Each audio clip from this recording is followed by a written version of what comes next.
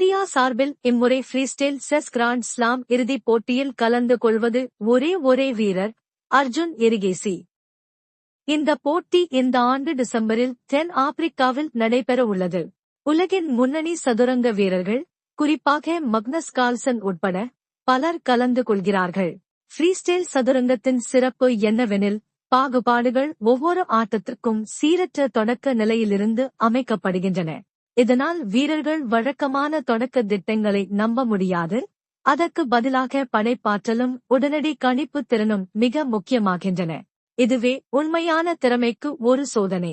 அர்ஜுன் எரிகேசி இதற்கான திறனை ஏற்கனவே பலமுறை நிரூபித்துள்ளார்.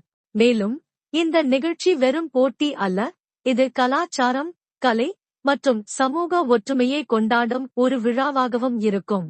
உலக தரம் வாய்ந்த சதுரங்க விழாவை தென் ஆப்பிரிக்கா முதன்முறையாக நடத்துவதும் ஒரு பெருமை.